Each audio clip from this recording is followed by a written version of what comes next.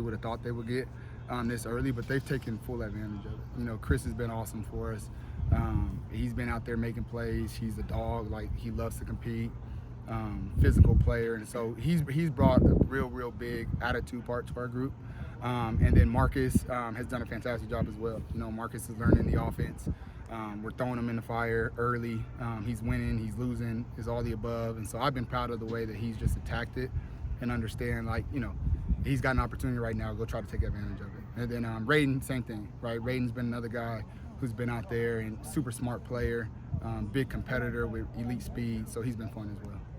Amari Evans seemed to have made a big splash till he got laid up or whatever. Mm-hmm. Talk about that. He came in and he impressed with high point catches and things like that. Yeah, it's always funny when you recruit a guy. There's people that say good things, say bad things about him. There were some questions about his hands, and he goes out there his first practice and he has 3 phenomenal catches. And so he's brought obviously a mature presence to the group to add with Denzel and KG. He's brought that presence and his speed. Obviously we haven't seen a bunch of it, but the speed that we've seen probably is exactly what we were looking for. Can you talk a little bit about Denzel not being out there? I mean, he's only been in your system for a year, so I'm not sure if he's got it mastered. But having him out there, it's an extra coach, and just is he falling behind at all? No, zero chance. Denzel is falling behind. He's locked in on every single thing we're doing. He's obviously in every meeting. He's out there on the field with us, coaching the guys up like you talked about. But he's been fantastic, asking questions to either myself, Coach Caleb, Coach Cole, or Coach Fish, asking questions about the different things. He's been fantastic. How good can he be? He can be the best in the country. How much of when you're sitting down or when you're figuring out how you're going to divide reps among these receivers, how much are you thinking about what it's going to look like in the fall when Denzel is back, even though he's not out there right now? Early on, right now, it's just exposure.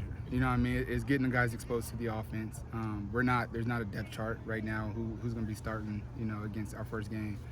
We're not worried about that right now. What we're worried about and focused on is just getting the guys exposed to the offense. There's some things that, as a staff, we felt like we left on the table when it comes to detail-wise, when it comes to wide receivers, and so that's our focus this spring. We'll figure out the reps and stuff when we get to the fall.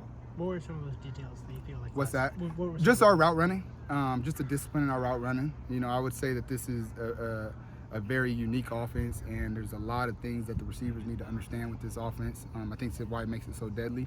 But we got to be on the details with our route running. So that's been a huge emphasis for spring ball. The two Williams seem to have made a connection. Will it be Williams to Williams T-shirts? Yeah, I like that. The thing about those two guys is like if you have like a level of competitiveness, those two guys are at the top.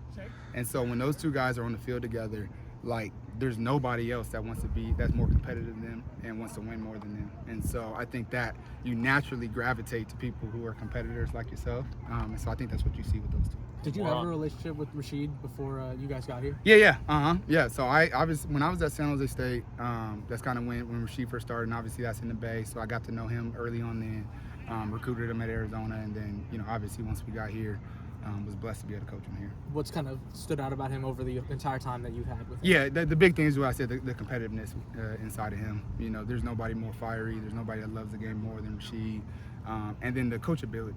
Like, obviously, it can be frustrating if you don't play as much as you, I guess, think you should play. But he never complained. He just worked. He sat down with me and was like, Coach, what do I need to work on to be the guy? And we talked about it, and he's done that. To that point, I think he's only got a handful of career catches, but he's in his 3rd year here now. Are there some ways that maybe maturity is starting to show up for him? Yeah, without question. And I think that's just part of the process going through it. Obviously, he's had the ability to learn from a lot of really good receivers. And I think that he's just taking it all in. He's been one of the rare ones where he waits his turn and he just learns and accepts the process, and you see his success now is because of that. How much has Justice elevated himself? Beg your pardon? How much has Justice elevated himself? Justice has elevated himself a lot. He's came in, we didn't really see much of him. And so he came in and, he's just working on his game. And we're challenging him to be a lot better because he has the size, the speed to do it. So the challenge is for him to accelerate his process. Like, he should know our offense inside and out and be able to execute it at the highest level. His dad was an NFL tight end. Will he be fighting off that? Yeah, I think he's always going to be fighting that off because of his lineage. But I would say that, right now the focus for him is just being the best that he can be. Learn the offense, become a great pass catcher, become a great route runner. He's focused on that right now. Are you guys mostly focused on Audric and Kevin Green inside right now? Could other guys move over there? No, we'll move it around. Yeah, yeah. We're just trying to find the best one. It don't matter who it is. We'll work through it as we go. We're challenging those guys, especially at that group, to be better. And so, day in and day out, it's a challenge to see who it's going to be, and they'll fight it out. They'll work it out. When you guys add Deji and Desmond in the fall, what are you guys kind of expecting from them? Yeah, so I'm excited for those guys. I think both of those players are high football IQ guys. So, getting here in June is not going to be like they're stuck because they got here. They didn't come early and early like some of the other guys. Like those guys are already learning the offense. They're working their butts off. And those two guys, ball skills wise, physical ability, those guys are going to be really good. What was kind of the thought of taking 5 freshman wide receivers this year? Yeah, just kind of reload of the room. Obviously we had some guys leave. Obviously the year before that there was 3 guys that went to the NFL. And so, just trying to reload that room into what players that fit what we want to do offensively. That was part of it.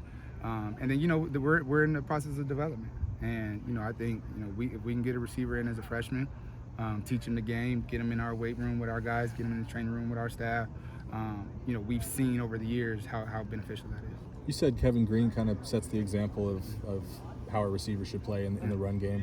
But what is it that he does? I mean, how does It's he just a apply his mindset. skills?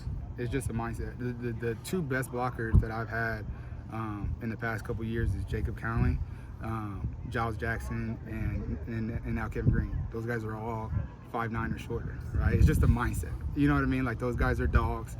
They've been fighting the I'm small theory their whole life, so they play with a little bit more edge. And so, maybe it's the trajectory getting, underneath the pads or whatever it may be. But those guys have all been our best blockers. And so it's fun when you see those guys like KG had a great one the other day, like where he goes and he fits up a block. And, you talk about with his size, why can't our bigger guys do the same thing? All the schools you've been at, I'm sure they've all got something that's unique. But being out here and you got bald eagles flying above the practice field. You notice it? Yeah, after practice on Tuesday, I just sat out there for about 15 minutes and just standing there, just staring at them. I didn't have my phone on me, so I couldn't get any pictures, but I was just watching. It's the coolest thing. My office right here, just being able to look out at the water, watch the boats pass by. This place is amazing. Okay. Yeah.